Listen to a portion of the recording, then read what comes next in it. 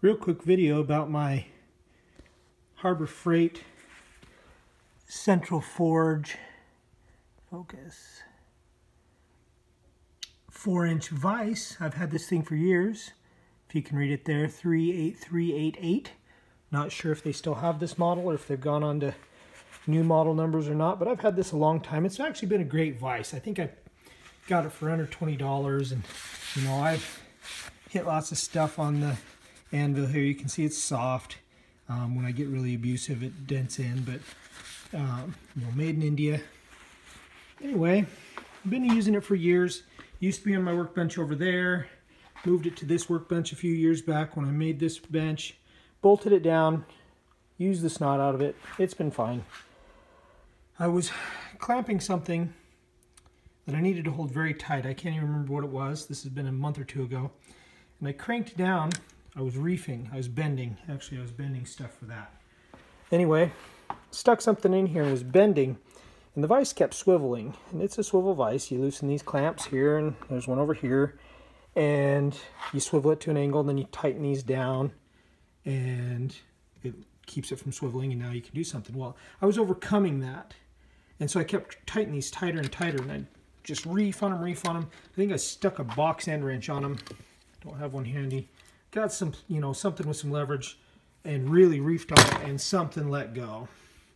And this side over here is just loosey-goosey. So tonight I unbolted it from the workbench, and I figured out what broke. And I've already done a repair. Tell me if you can guess which side is the repaired side. This is the new side.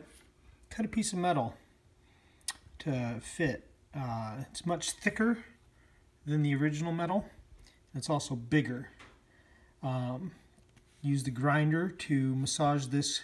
All I did was measure it, cut it with a death wheel, and then I used the grinder to massage this curve to make it match pretty close.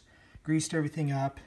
Now, when you go to loosen and tighten it, everything, you know, goes pretty smoothly, as opposed to the way it was designed. Obvious weak spot. This guy here, just flimsy. You know, you have to turn this thing a quarter turn before it even really starts changing the threads, which is the clamping.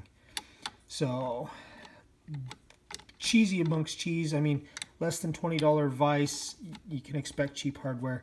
But if you're ever cranking on one of these and it gives out, more than likely you've stripped this nut the same way I did. And it boogered the threads on the actual bolt that's built into this little handle. And so I ended up grabbing the old Harbor Freight tap and die set. It is metric. Tapping it out. Let's see, what is it? It is a M10 1.5 or die. Rethreaded it with that die. And with the thicker metal and with it being rethreaded, it fits in there nice and tight. So I think it'll still be plenty strong. I'm not going to go replacing it right off.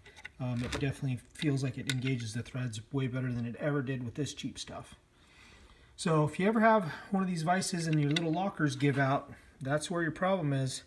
And this is what I recommend. Go big. Thanks for watching.